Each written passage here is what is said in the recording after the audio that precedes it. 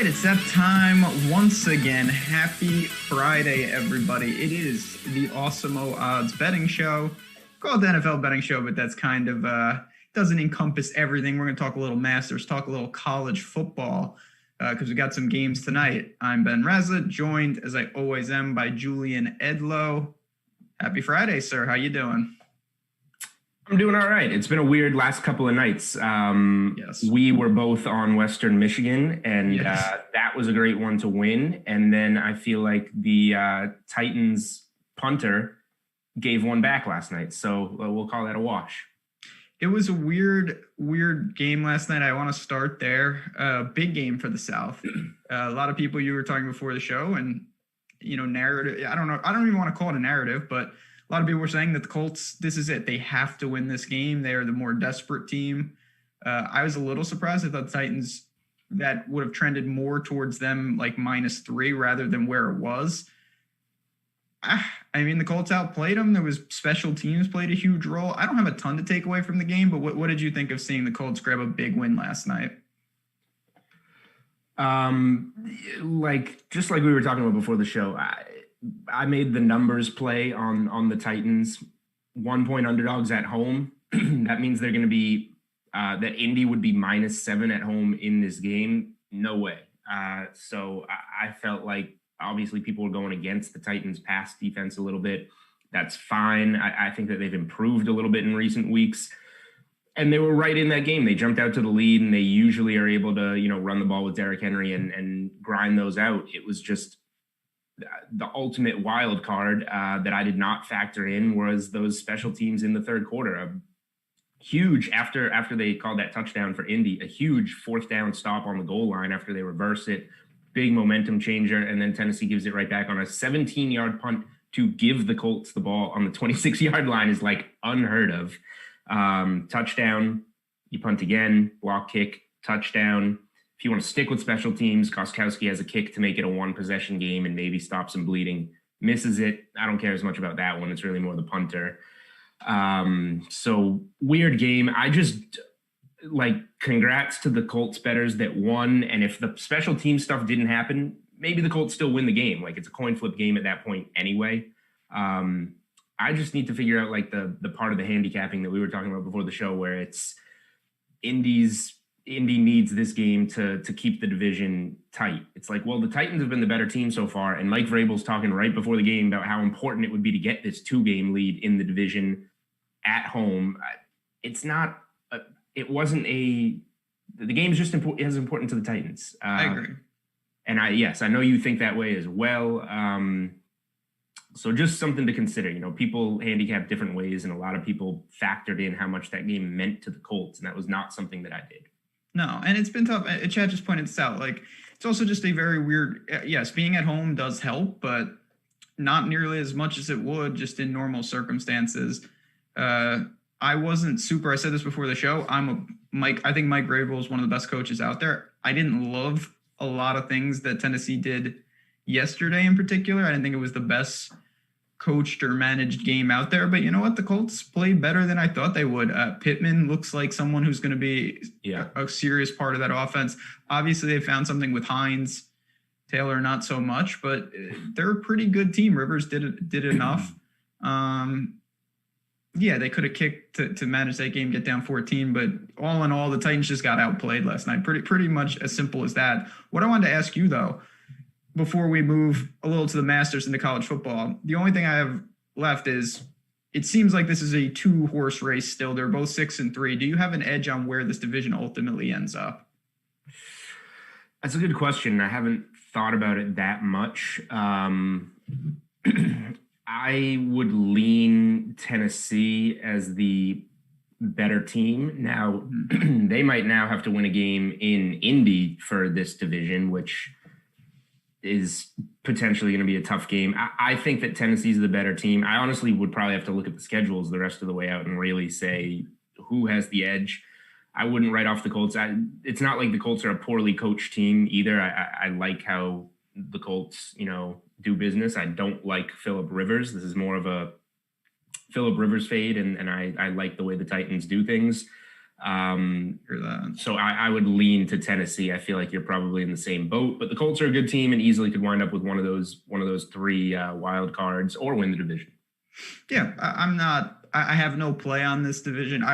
The only thing I was interested in doing was backing the Texans, and that ship has sailed. I'm glad that we didn't do that. For obvious reasons. So we'll see where that goes. But let's keep it moving because I want to talk a lot about some of these things. We'll start with the Masters. We're not going to spend too much time here. Just wanted to check in. Obviously, people have their eyes down in Augusta. It's playing extremely easy because it rained. These greens just don't have the fire that they normally do. These guys are hitting it. Ball lands where they hit it. And that's something you never see in Augusta. The only thing I wanted to bring up, Julian, we talk about this on the show occasionally, is there are guys that played early yesterday and they posted what I would view as good rounds. You would have taken it before the tournament, and yet their odds have fallen a little bit. Someone like John Rahm, he goes out there, he shoots 3 under. That's a very solid start. And he's drifted a little. He's up to almost 14-1 at some spots. Tony Finau, another guy, same situation. And he's drifted. And I get there's some big scores out there, but I find it interesting. If you like some of those guys, they go out, they should put around in the 60s, and their odds actually fall a little bit. I think it's not a bad idea to add a position to some of those guys, even though they're going to be trailing by a handful of shots going into day 2, which is not a big deal. Yeah. So my question to you was even going to be, and I know that's been one of your strategies, and I like that, and it's a very sound argument. My question to you is going to be, with things being even more unique this year and guys finishing round 1 and going right into round 2. Yep. Now, I know Justin Thomas is one of those guys, right? He is. And he's currently the favorite everywhere.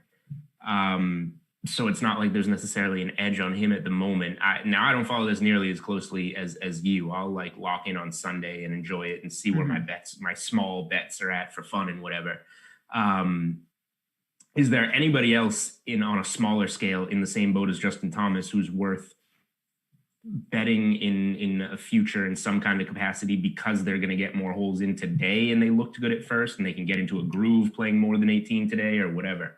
So So just to add context to that, what you're saying is absolutely true. There are guys that finish the first round right now, and then they just keep playing. So basically they're going to play 27 holes right in a row, and you can get in a groove. So the 2 guys on the course that are doing that, are playing really well, are JT and Justin Rose. The problem is their odds have really come down. Now, listen, I want everyone to be clear, and we know me, I'm a sucker for this guy. I will say that Ricky Fowler is also doing that.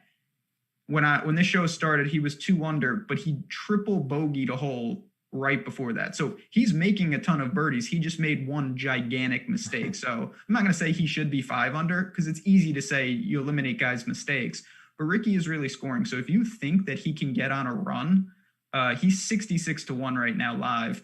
It's a big task, but if you want a bomb who will be playing straight through, that would be Ricky Fowler in my mind. All right. That's the answer to my question. It'll be I don't think I'll be betting Ricky Fowler to win it, but that answers my question. That's a sprinkle at best. The only thing I'm really taking away is that the course should firm up a bit. And for me, I'm just a little surprised to see guys have a good start. And, other guys are surpassing them, but it's a long tournament. A guy like Rahm is in perfect position. I thought he was in perfect position before the tournament, and there's nothing he's done to deter me. So if those odds continue to fall down, I'll take advantage.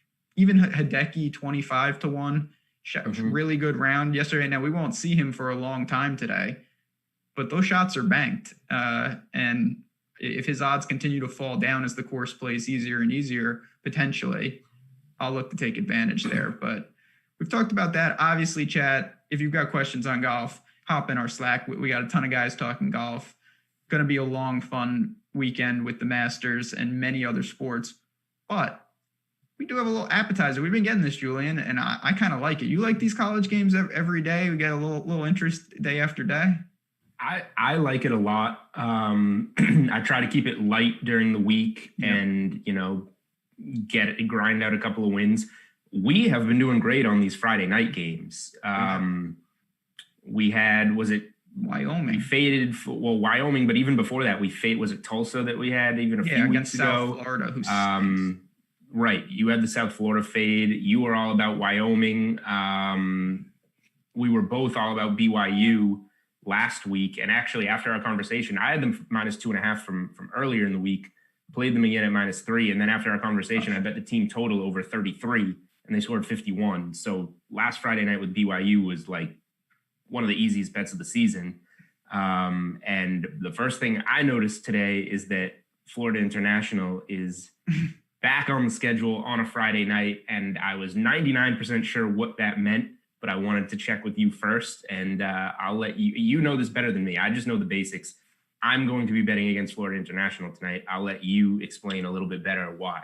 Yeah, so Florida International is a team we haven't seen in like a month. COVID has canceled a lot of games. So they've only got a handful. They're 0-3, but the last game they played, they lost to an FCS school in Jacksonville State. This team is just bad. They struggle. I don't know what to really make of them. They want to run the ball. They have no passing game. I'll put it like this. The total in the game tonight, they're playing Florida Atlantic, is 40.5. For a college game, that is really, really low. You never see that. I mean, you were just talking like team totals for a lot of these teams is over 40. One team, never mind the full game. They're playing Florida Atlantic tonight.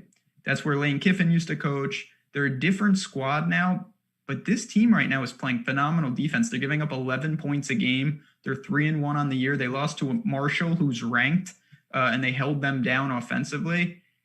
The key is going to be how many points can Florida Atlantic score, because I know that they're going to cause problems for Florida International defensively.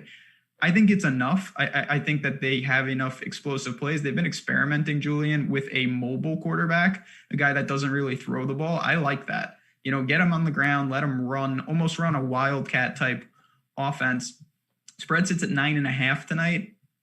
I'm going to play it. The two teams that we've been shorting, South Florida, who we talked about, they played Tulsa. They're awful.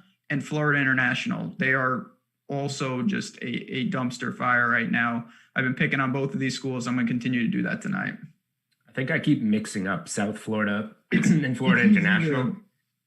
They're the same, but I know they're the teams different. Awful. Both of them have serious problems, particularly offensively. So I'm just looking at the points that Florida Atlantic has put up. And not many. They haven't scored more than 24 this season. So I guess I understand why the total is what it is. So a couple of questions. Like, sure. Do you think if they just score their average, not even average, but like their 21-ish points, they should still be able to cover this with like a 21-10 victory? And do you think in some way that Florida International's defense is just bad enough that Florida Atlantic is able to kind of just break out, have like a 30, 34 point type of game? I think it's, to me, more the latter. There's no reason. I've looked at Florida Atlantic. There's no reason that they should be this bad offensively. They've got weapons. They've got athletes. It's a new system, and that could be some of the growing pains. I think they are getting better, and they found a mobile quarterback. Marshall's a good team. Western Kentucky's not a great team, but again, I can see how these games are somewhat. Florida International is terrible. Like, Jacksonville State is not a FBS, they're an FCS school, and they ran through them. I think that Florida Atlantic will have their highest outputs offensively of the year in this game. I know that's not a hot take considering how bad they've been, but if that happens, I feel like you can get it. You mentioned there's almost two ways to get to this line. Even if they don't score, I think they're live to honestly shut this team out. Like, Florida International has no offense, so you could win even if the offense is anemic. If Florida Atlantic racks up 31, 35 points, I don't know how Florida International gets to the mid-20s, considering they have no offense whatsoever and they can't throw the ball. So you have a couple outs, even though it's a weird 9.5 point spread in a 40.5 point total. Is this FIU game? Was their first game against Liberty? Yeah, that sounds right. Did they get crushed, I'm assuming? No, they lost 36-34. Liberty's actually pretty good, I will say. Yeah, right. 36-34. Then they played, okay, I have it here. Middle Tennessee State, who's got their own problems. and then Jacksonville State, which is the glaring loss. Right. I don't know what to make of that. I will say against Liberty, they looked much better in the passing game. Just for context, in their last 2 games, they had 21 yards passing. Middle Tennessee State, 66 yards passing. And now I will say they've been trying different quarterbacks, but total, they had 58 yards passing against Middle Tennessee State. They only want to run the ball. You can't really run against Florida Atlantic from what we've seen, and that's going to be a big problem for them tonight. Okay. Interesting. Points against Liberty, but yeah, Liberty. I also early in the season, like it's been a weird year. I'm not sure not playing in a month if that. I mean, they'll be rested, but that's also can't be good. Yeah, I mean, I'm gonna be betting on Florida Atlantic tonight. I'm not questioning it. I'm just looking at different scripts to. It's good to question that stuff. Figure out where the points are going to come from, if any points come. Hopefully Florida International doesn't score many points. I listen, they're going to try. Last thing, and then we can, get into the NFL. Florida International is going to try to run the ball no matter what. Okay. So far this year, Florida Atlantic 3.1 yards per attempt. That's very good. Very, very good. I don't think they can run the ball. If they fall behind and they have to throw, to me, it's game over. I really don't see it. And with Florida Atlantic opening up to a mobile QB, I think that's where the points come from. That is a big problem for a team like Florida International. What about Brooks starting to heat up 28-1 now? He's in that boat. He's a little further behind those other guys, but I get where you're coming from. Just to jump to the Masters for 1 second there, Chad, that makes sense. Anything else? So there's 2 other games tonight. Cincinnati's going to absolutely crush East Carolina, but it's a lot of points. I'd be lying if I told you have a feel on Minnesota. That is all you. That team is impossible to gauge right now for me in the Big Ten. I was going to say, I feel like Minnesota's not good, but maybe they are. I feel like my gauge on them is that they're bad. So I would bet Iowa. I don't know. I don't know. The Big Ten has been really tough. I mean, it wasn't that long ago. I believe it was one of the Fridays where you and me were talking about, we were waiting to hit Minnesota against Maryland. And Maryland jumped out to a huge lead in that game. And it ended up, I think it was 45-44 ultimately. Yep. Minnesota, they got crushed by Michigan, who turned out to not be good. It's just been very erratic in the Big Ten. And we've only seen these teams a couple times. Maybe it's a live bet, but Florida Atlantic is way ahead of them. Honestly, I would rather lay the points with Cincinnati. I know it's a lot of points. Cincinnati is going to crush East Carolina, and I just don't know if it'll be by more than 4 touchdowns. Right. That's a lot of points. That is fair. But Iowa, Iowa, I saw the big win last week. I didn't realize lost to Purdue, lost to Northwestern before that. They got issues. Yeah. Probably one game for me on Friday night, like I've been doing. We've been identifying one each week and sticking to that. That's probably the way to go. I couldn't agree more. And I will have a write-up. I know I gave a spiel about Florida Atlantic. There will be a write-up on the site doing a little daily bet of the day, so you can check that out and go over, we're going to talk about Odd Chopper a lot in the next segment, but make sure you go over there to try to get that best line, because it could be 10.5 at some places. It could be 9.5 at others. That is a huge difference, especially in a game like this. Like, we are very live to win this by the hook. This could be a 28. I don't know how they get to 18, but just work with me, people. That's neither here nor there. Let's do it. It's time. NFL Sunday. Not that this matters for betting, but Julian, did you happen to notice that there's like a ton of 4 p.m. games on Sunday? So I was going to ask you, does that have to do, when is the Masters supposed to end? What time? See, this is why next level thinking. I have no idea if it's because the of NFL that. Smart enough to make it a light early window. Maybe it is because of that. To kind of end, Masters ends at like 4, and then we get into a good set of games kicking off at 4. I don't know. It's possible. That seems a little early to end it, but maybe if they run them out earlier. Well, it also gets dark earlier, given the time of year. You can't end it as late, maybe. Okay. I see where we're going with this. Thinking, I don't know anything about golf, but I know you don't want to play in the dark. You know about weather. All right. Well, we got a bunch of games. I mean, we can dive in all over the place. There's, of course, we're getting to the point in the season where there's some teams competing for the number one pick. There's some teams competing to make the playoffs. And then there's some teams that are truly competing to lock up what will end up being home field and buys and things of that nature. I want to actually start. I want to start with just a stupid game, but an important one. It's with the Eagles and the Giants, actually. And I just want to simply ask you, if the Eagles win this game, they're a 3-point favorite on the road.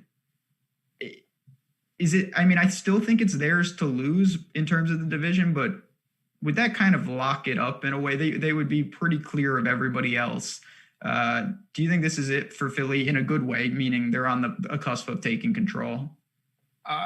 Almost. I don't want to call a division in week 10 because a team is 4-4. The Eagles record be 4-4-1. Yeah, like it sounds ridiculous to do. Like, they're capable of losing a few games in a row, and I guess Washington could do something. I don't know. It's really just then you ask yourself, well, who's going to make a move?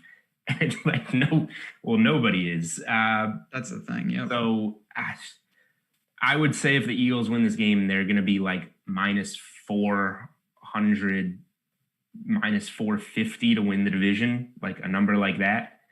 And they deserve to be.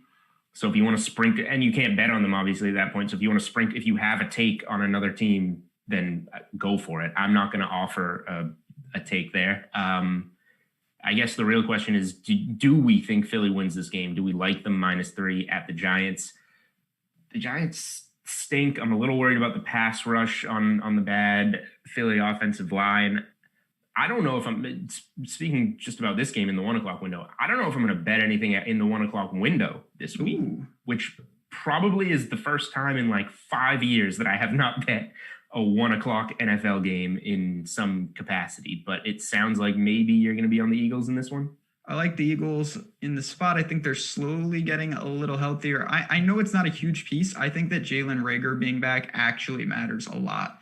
We haven't seen him much. He looked pretty dynamic. It opens up and it really stretches the pass defense.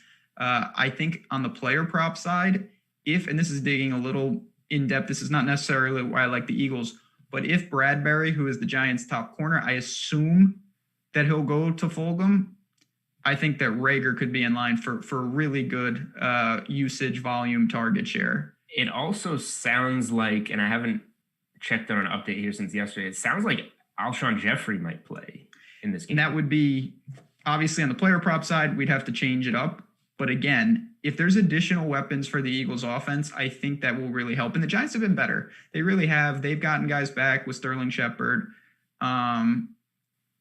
The Eagles, though, to me are starting, I don't want to say peak because you just mentioned it. Peak for what? They're just better than these other teams. And I think they find a way to win this game. 3 points. I will lay the points on the road.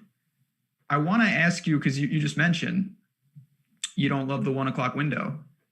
Are you looking to the Packers in any sort of teaser, exotic? I mean, they're a 13-point favorite at home against Jacksonville. I assume you think, unless you have a mega hot take, that they will be winning that game. It's just a matter of by how much. Yeah, so this is a like survivor week for Green Bay. Go ahead and take it. If you made me bet anything in the 1 o'clock window, I will say it'd be Eagles -3. If I had to take any side, any total, Eagles would be it. So for Green Bay, like I was looking for teasers this week.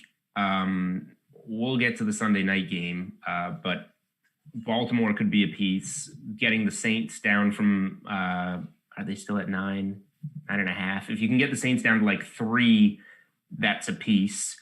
But do I want to leave the Saints at 3, or would I rather, and going from 2 teams to 3 teams is always more risk.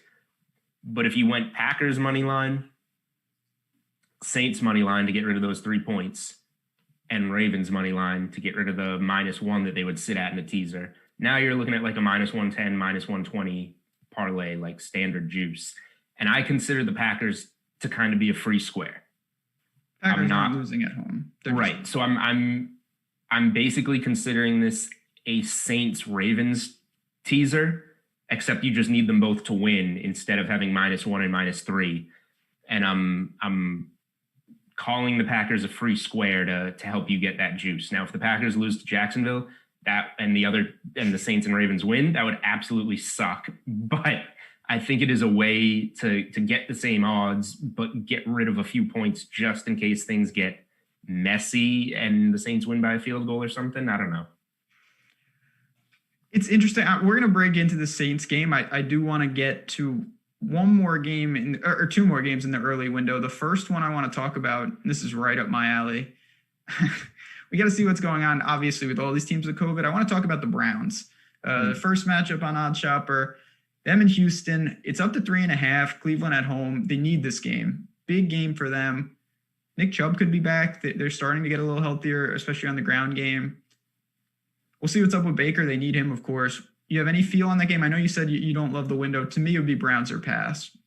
Yep. I would, again, if you make me play games, I'll give you answers, and it would be the Browns at home. 3 would be great. 3.5 is fine. I mean, Houston eked out a win over Jacksonville, starting whatever the dude's name is in his first game, who actually looked pretty good, but it's not that hard to look good against Houston. I mean, Houston's still done though, and I think they know they're done at this stage. So this is one, last night we talked about motivation. Both teams are motivated. This is one where Cleveland should have more motivation than Houston and is at home. So I would be somewhat surprised if Houston won this game. So a small spread like 3.5 makes sense. So the thing I want to bring up, it's pretty simple. I see a gigantic mismatch within this game. Cleveland, second in the league in rushing yards per attempt, right around 5, right in the top 5 there. They're sitting, depending on where you look, but right at 5 yards per attempt. That's very good on the ground. Mm-hmm. Houston is 31st in the league in rushing yards allowed per attempt at 5.1. If Cleveland, I'll tell you this right now, if Cleveland is rushing for 5 yards per attempt when this game is over, they're going to cover this number. Like with Kareem Hunt and Chubb on the ground, they could combine for like 200 yards rushing on 40 carries. That's going to be a huge, huge sign. I think that's where the distinct advantage comes in. We know the Texans can generate offense. Deshaun Watson is very skilled. I think Cleveland controls the game on the ground, limits the turnovers at home. I like Cleveland, and I will lay the points here. I'm going to look for 3, though. I'm going to wait. So I think it's worth waiting. If it's 4 or 3.5, it's not ideal, but to me, it's better to try to find 3 out there. If so it looks like Chubb's going to play. Do you think we'll get a lower number maybe on his prop? And if we get news that he's not going to be like on a limited, 10 carry restriction or whatever, it could be a spot to look at that over if we get a lower number just because of the time he missed, but coming back in a perfect matchup. Perfect. You literally couldn't have a better matchup at home, slight favorite, awful rushing defense. That's the only advantage I see, but I think it's worth pointing out there. Last game on the 1, and then we can get to these 4 p.m. games. I'm not betting this game. I thought that you might go here, though, for a potential teaser. I have a feeling you think you know where I'm going. I know where you're going, and I'm not doing it. Yeah, it's a little trappy. The Bucs are sitting 5.5, 6 points on the road. Do you worry about them finding the win? I mean, what did you think? Saints, man, they got their number, I guess. They do. That was disappointing. That was a huge swing game for the division. I do the NFL futures report each week on Awesemo. And I wrote up before the game, essentially, if you have a strong take on who's going to win this game, maybe also look to bet the division that way, because the numbers are going to, if Tampa wins, they're going to shoot up and be -300 and you're never going to be able to touch them again. And if you want to bet the Saints now as a +140 dog in the division, they're going to become a pretty heavy favorite if they win this game. And that's exactly what happened. I'm still riding my Bucs futures until the wheels fall off. That was disappointing. I think that this will be another, just knowing Tom Brady, this will be another week where Brady, barks at his teammates and gets them ready for this game against lesser competition and, wins this game. I don't want to lay the 6. I don't want to put them in a teaser, money line parlay, because they looked awful, but it's a talented defense. And after getting 3 points, I think Tampa is going to have a nice offensive bounce back. If you made me bet anything in this game, and let me find the number, I would probably look at Tampa's team total. Okay. Because I think after scoring 3 points, okay, I don't even see it, but after scoring 3 points, it's probably going to be like 26.5, 27.5. After scoring 3 points, there's going to be a bounce back here. And even late in the game, Brady will go out there and say, we're going to keep pushing this. We need to work on our offense after what happened last week. Yeah, and I think that Carolina can potentially generate some points, which would further that narrative of Tampa. I think Tampa wins the game. I don't love the number. I don't love the situation. Divisional games where you're laying points on the road. Yeah, no. It's not an ideal situation. So it'll probably be a stay away from me. I rarely, I know, I guess you could say the public loves to bet overs, hates to bet unders. I'm the opposite. I love to bet unders.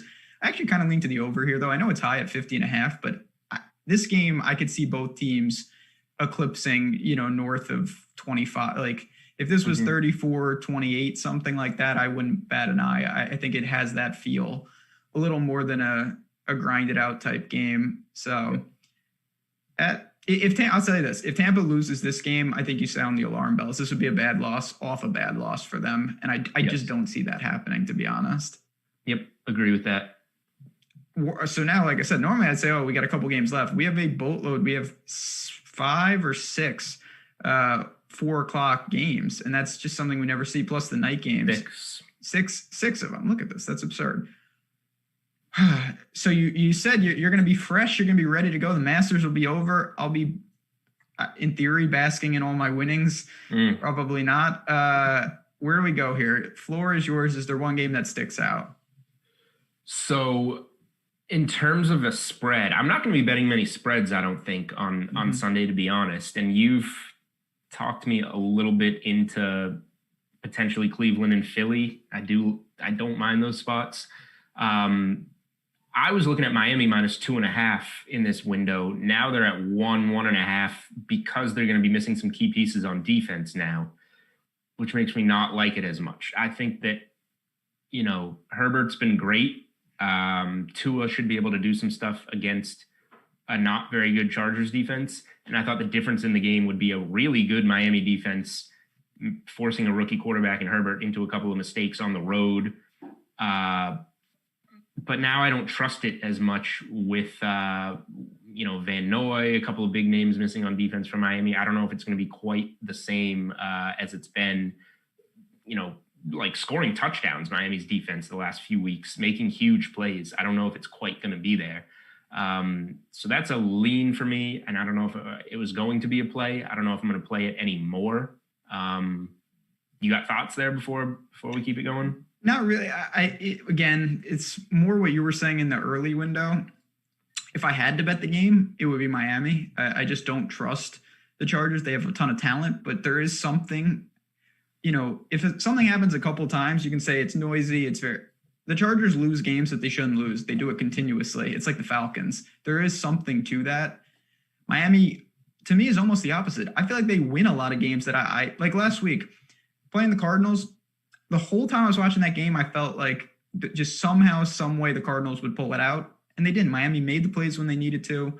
They seem to win games. I think it probably comes from their head coach. I like him a lot. I think he's a really solid guy. Tua is doing enough. That defense is good. So we have to see who exactly is out and how that will affect what's going on. Yep. It would be, to me, it's probably just to stay away. I get a little freaked out by this Chargers team because they have so much talent on paper. I wanted to ask you, though, about the Cardinals. they're all over the map. They lose to teams. They lost to the Lions. They lost to the Panthers. They lose to the Dolphins. They beat the Seahawks, though. This is a pretty big swing game. 2.5 points at home against the Bills. I don't know what to make of it. I did not bet this game. Do you have a feel there, or is it just games you kind of want to see to bank some information? Mostly that, yeah. And if you made me bet it, I think Buffalo coming off the big win, 4 turnovers to Russell Wilson, Arizona, the loss, they're at home here. I would bet Arizona. But I think if I bet this game, I'm looking to either go after Buffalo's defense or just bet. It's either the over the big number for the game, or I'm looking at Arizona's team total over, because I think they'll put up numbers on Buffalo. And I saved myself last week. I really liked Seattle in Buffalo, and I wanted to bet them -3, but I thought it was kind of trappy. And we'll talk about potentially another trap spot for Seattle probably next. But in the end, I can't trust the defense. So I just wanted to back Russell Wilson going against the Buffalo defense. And I bet the team total over 28.5, and that hit late. But I would rather have that chance than, the spread had no chance late in that game. So this is one for me where I would consider the Arizona team total against that Buffalo defense. And they're not going to get, I would assume, 4 turnovers again off Kyler Murray. Maybe they get a couple. But I think Arizona will score points. And the other place I want to look, Kyler Murray, you want to talk safe. You want to like a cash quarterback for this week. It's unbelievable. The dude he's putting up numbers through the air, but his rushing floor is what makes him ridiculously good. He's averaging 68 yards and a touchdown per game. He has one game where he hasn't scored a rushing touchdown. The Bills have given up some big rushing numbers to quarterbacks so far this season. And guys that you wouldn't necessarily think. So the number is going to be going up on Murray, but I think the one play that I'm confident I will make in this game, I'm going to bet Kyler Murray's rushing yards over. Kyler Murray's rushing, it honestly reminds me of a combination between like Lamar and Josh Allen. And the way I say that is he can rip off like a 50-yard run like Lamar can, but they use him in the red zone like Josh Allen. Like Kyler, that's why Drake and Edmonds can never get in, because they run those little things and he sticks the ball out and he scores time and time again. So you got to like him, certainly on the DFS side. It's just going to be a tough game. It could be back and forth. I wouldn't be stunned if either team won going away, and that's why I'm probably not going to bet it. I want to talk about Seattle, but before I do, I just want to say real quick, as Nightbot tells us, they're always keeping us informed. Today's the last day to use the Augusta promo to get an Awesemo Plus Platinum Weekly Pass for 50% off. You're going to get golf next week, NFL this week, MMA, there's probably other, soccer, NASCAR, everything that we have going on. No better time to do it. You get half off. You get the projections, ownership, all the tools that Alex and the whole team here uses to play DFS. So we would encourage that. I'd encourage, we got our viewers, hit the like button on Friday the 13th for us. We need all the help we can get. We appreciate that. You subscribe to the channel. You hit the notification bell. Make sure you get all our shows because we have so much content throughout the day. College football tomorrow. I will be on with Matt Kajeski. But if there's a slate, there's a game canceled every hour in college. That's neither here nor there. Big matchup in the West. You alluded to it. We've got Seattle. We've got the Rams, who are possibly the most confusing team in the league for me. Sitting as a 1.5-point favorite. Everything I think in the public eye leans to Seattle off the loss. Do you lean to Seattle on the road?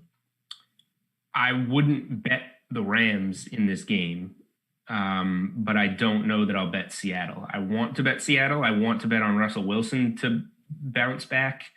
After 4 turnovers, he's going to be better in this game, even against the good Rams defense. But I can't bet on Seattle's defense right now after watching last week. So I don't think I can take a side in this game. What I can do is I can either bet the game total over at a big number because I think we're going to see a lot of points, or I can back just Russell Wilson like I did last week. Seattle team total over 26.5. The Seahawks have scored at least 27 points in every game this season. So if they go under their team total, it'll be their worst offensive output of the season. And then there's the Rams at 27.5 team total going against a really awful Seattle defense. they're inconsistent, but this is like the dream spot. Like everybody went to, and I don't. In some ways it compares to DFS. Like I'm a cash player. I played Russell Wilson at like 20% ownership in cash last week, and I thought Deshaun Watson would be pretty high against Jacksonville. He was like 10%. So I was like, where's the rest of the numbers here? And I scroll around and find Josh Allen going against Seattle at 40%. So if there's a safe spot to target, it's against the Seattle defense right now. I think the Rams, who are inconsistent, a lack of pressure on Goff is how Goff has his success, and Seattle doesn't get pressure on the quarterback. I think the Rams are going to find their way to 28 or more points in this game, but I also think Seattle is going to find its way to 27 or more. So I'm struggling if I should bet the game over, these team total overs. I don't know how I'm going to back it yet, but I am going to back points in this game because I believe in Russell Wilson and I believe in fading Seattle's defense. Seattle's defense is not bad. It's historically bad. They're giving up 360 yards passing. If they continue this, it'll be, I believe Sal Vetri on our Tuesday show mentioned this, it'll be 1,000 more yards than any other team has given up through the air. Like it's wow. Historically bad. You know, the game to point to, and I know this is near and dear to your heart, Cam Newton threw all over them. So if the Patriots can do it, anybody can. And although the Rams are streaky and fluky, Goff had 61 attempts in a game this year. They're not afraid to throw the ball. Like if this turns into a shootout, it could get out of control. Kind of reminds me of the game. This is when the Rams were much better. I believe it was from Azteca in Mexico when them and the Chiefs went at it. I could see. That was one of the most insane Monday Night Football games of all time. I clearly remember watching that game. Yeah, listen, this has all the ingredients for that. Seattle is going to move the ball. They have weapons on weapons. We all know that. They can't generate a pass rush, and Goff and Sean McVay should tear them apart. That's where Goff thrives, just no pressure on him. That's how he can have a good game. It's hard, though, to back a side here just because it's a very back-and-forth type of game. So you're betting the over, you're saying? I bet the over. I would seriously look to some player props here, particularly guys like Cooper Kupp in like the receptions department. I think he could have like one of his games where he has like 13 catches style because you're just butchering them underneath. I think honestly, Robert Woods too. I would think about maybe just playing them both, and at worst you're going to split. Like there's no way one of those guys doesn't go off, and it has the upside to easily hit both. Unless you have a guy in a matchup that you really like, Cooper Kupp more than Robert Woods, and you just want to play that one heavier. I think potentially playing both those guys would work out well. There's nothing not to like there, and certainly on the DFS side, there's going to be a lot to talk about. But I want to circle back here because you mentioned this game. You mentioned them to win. Do you worry about the Niners just in the sense that they're in flux, and that could create a situation where the team they field this week is just different? Or do you think just overall, no matter who they throw out there, they're just not on the caliber of a team like the Saints on the road? So I think we had that problem earlier, but that's when we had better players coming in and out of the lineup. Now it's, okay, maybe you add back a couple of receivers and a lineman or something, but you still have Nick Mullins throwing to... Not George Kittle. And you still don't have Bosa rushing the quarterback. And the Saints, I think, seem to have found a little bit of a groove last week. They got Michael Thomas back. This is when the Saints generally, they start slow and then they pick up steam as the season goes on. That's been their MO for a long time. I'm not messing around with the spread in this game, but I really don't see the Saints. If let's say Green Bay and Jacksonville wound up getting postponed or something, this would be where I would look in Survivor. I think the Saints absolutely win this game. Do you think there's any, I know this is long term, but if the Niners lose this game, and most likely they will be losing, it'll be 4-6 and they will be in the basement. Do you think they can claw out of last in the West? It's going to be a tall task. No, the other teams are good. What Seattle's doing with their defense is ridiculous, but they have a great shot to win that division still. The Rams are good enough, and the Cardinals are a pretty good team. The Niners are going to finish last in that division. I would feel pretty comfortable saying. It's pretty crazy. It is absolutely crazy. And it's a reminder to look at those in-season win totals.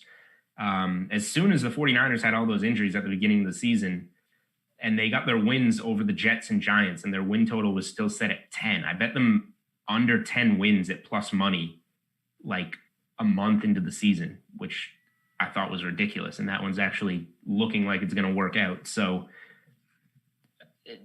I just don't see it. They've been overvalued with so many injuries going on. It's starting to level off. Like I said, I wouldn't bet the number in this game, but I don't think the rest of this season is going to go very well for the 49ers.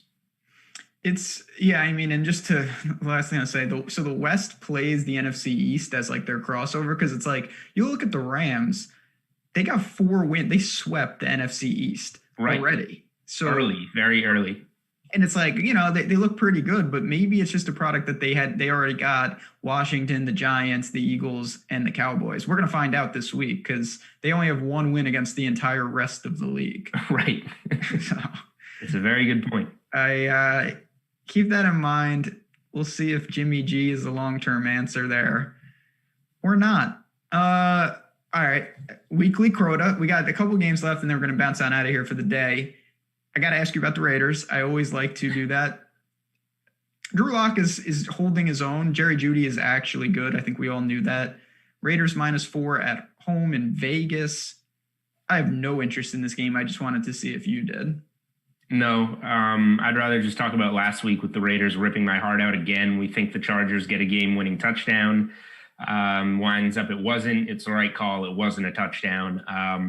It's true. But Raiders under 7.5 wins. That is not going to hit unless something terrible happens, and I need something terrible to happen. So give me the Broncos outright in this game. Let's go. Personal desperation needs. They're fighting. They have nobody left on either side of the ball. It's been that way all year. It's just a tough situation. I think that Drew Lock has looked okay, but the scripts have been in mega garbage time. They've been down where they just have to throw and throw and throw. I think it's the spread is right. It's where it should be. There's not a lot of value there, so I'm not holding out. The Raiders and the Bears at least are crashing and burning for you. They got issues as well. The Bears, I think, can come through for me. The Bears are not. They're really not a good team. No. So if I go 3-1 on my bigger futures, I can forgive the Raiders and have them be the one. Yeah, I mean the Bears. This is the game against Minnesota. If they lose this, and that'll be 4 straight, Minnesota's going to end up overtaking them in that division behind the Packers. That would be lovely. You mentioned, so I want to finally kind of close it out with this. This was the 3rd game that you recommended potentially as a, like a money line parlay, maybe the safest of the, one of the safer on the slate, I should say. Baltimore hasn't looked great, but you know what? You look at their record, and they've lost to a couple of good teams. They're sitting at 6-2. They'll get their chance against Pittsburgh once again. I believe it's on Thanksgiving. I'll be watching. Normally it's a huge game, but what do you make of your boys who barely beat the Jets? All right. So people are talking in Boston, sports radio, TV shows, whatever, the day after the Jets game. Do you feel better about the Patriots, or do you feel the same after that Monday night win? Worse. Way worse is my answer. Correct. 100%. The Jets lost that game. The Jets wanted to lose that game, gave that game away. They ran 4 plays in the 4th quarter. A bomb interception by Flacco, and then a 5-second 3-and-out. And the rest of the game is just Cam Newton dumping it to Jacoby Myers in a soft zone, which was not going to happen against this Baltimore defense.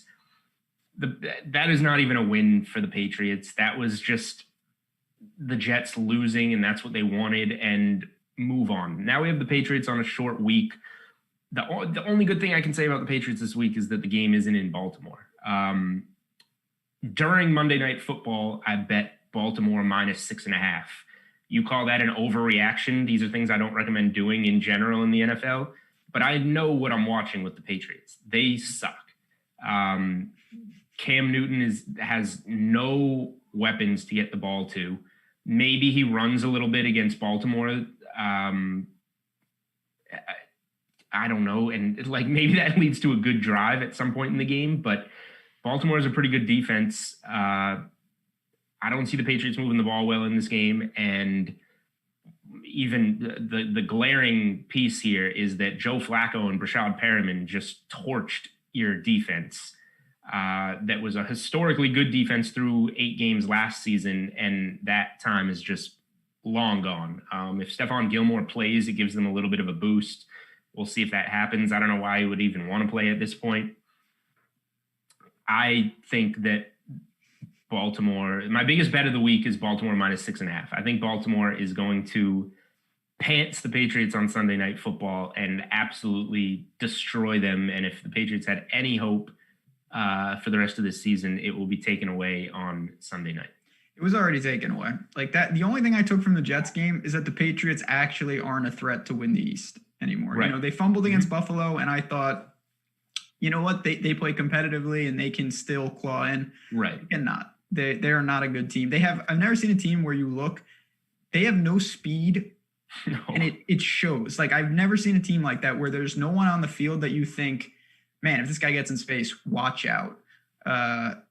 Baltimore, yeah, they got some COVID issues, particularly on defense, and we'll keep an eye on it. I don't think it really matters. They're going to move the ball. I'm not saying up and down the field, but they'll generate points. If Lamar avoids what he did against Pittsburgh, he had 4 turnovers in that game. That's the only way I see the Patriots hanging in this game is if they slow it down. Force 4 turnovers. Yeah, they're not going to force turnovers. The only good thing about this game for the Patriots is both teams really want to run the ball. It should be quick. It'll slow the game down and it could keep it. But if Baltimore finishes a couple drives early, how are they going to claw back? I don't see it happening. Baltimore always has. I mean, I know it's different, but Baltimore always plays New England tough, even when New England was powerhouse. Mm-hmm. The Ravens give them problems. Lamar has given them problems in the past. It seems chalky. It seems trappy. I think don't overthink this. Yeah, Baltimore's still a very good team. I think they win going away as well. So this one, the Patriots were 8-0 going into Baltimore last year, and that was 37-20 Baltimore.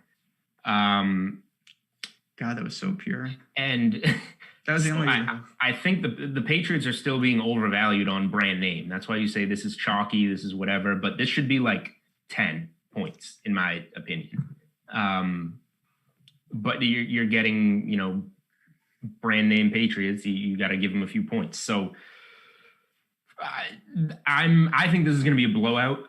The reason I'm taking 6.5 instead of 7 is in case it's a 14-point game and you get a late touchdown to make it 7 or whatever. You avoid that. But I think Baltimore is going to blow doors in this game. This is the first time I don't remember the last time I bet against the Patriots. When Cam was out with COVID, I took the Chiefs -6.5. And then they moved the date of the game. That got voided. Yep, so that didn't technically count. I honestly don't remember the last time I bet against the Patriots. There have been weeks where I don't bet on the Patriots plenty of times this season. But my biggest play of the week, my most confident play of the week is fading the Patriots this week because they are a dumpster fire. Harsh, but true. Very, very true. I know what I saw on Monday night. That was bad. Yes, it was. They don't have it. No. I will say, last thing, we'll talk Survivor and we'll get out of here. I don't think it's crazy to take Baltimore to win that division. There's some plus 275-ish out there. They get a rematch with the Steelers. If they win that game, they would be one. They have to win that game. That's a given. Right. But if they do, they will be one back with many, many games to play. Pittsburgh's going to get clipped at least a couple times. I was going to say Pittsburgh has to slip up at some point. Bengals this week is a potential one. Yeah, there's going to be a lot of those for both teams. I'm not saying Baltimore's just going to run the table. Baltimore is not dead for that division, though. That was a game against Pittsburgh. I didn't come away thinking, wow, the Steelers are much better. I came away saying the Ravens cost themselves a game by turning it over 4 times. Agree. Survivor we really talked about. I think it's the Packers if you want to be obvious. If you want to be sneaky, if you wanted to be crazy ridiculous, I think it would be the Raiders, but I strongly recommend not doing that. I think it's the Saints or the Packers. Anything else? I guess if you've used the Saints and the Packers, you can, and you have Baltimore around, that's fine with me. But there's a big drop off after those three. Yes, those are the three, and I think it's in order, the point spreads. Well, actually, I won't say that. I'm more confident that the Ravens beat the Patriots than, I guess, 49ers Saints. Oh, so that's a fair point. Because I like them all. Like, I don't see any of those teams winning, but I don't know. Green Bay is certainly the safest. Oh, Green Bay is in a different category. They're at home. The Jaguars are the Jaguars. If the Jets didn't exist, the Jaguars would be the laughing stock of the league. Mm-hmm. Lucky for them, the Jets. At least they fight, though. Props to Jake Luton. He had a chance in that game last week. He looked pretty good. We will talk about him certainly more on the DFS side in the days to come. I just want to remind everyone real quick before we bounce out. Again, promo code Augusta, 50% off that Platinum Weekly Pass. Last day to do it, Friday the 13th. It is early, Truth Seeker, but happy Friday to you. We hope you guys enjoyed the show. If you have any questions on the betting side, certainly hit up Julian on Twitter, myself. Our handles are there. Find us in Slack. We'll be around answering all your questions. And we'll have articles out. Hit the like button on your way out. We really appreciate you guys. We hope you have a great Friday and a great weekend ahead. Good luck, everyone. Let's win some bets. We'll see you next week. Same time, same place.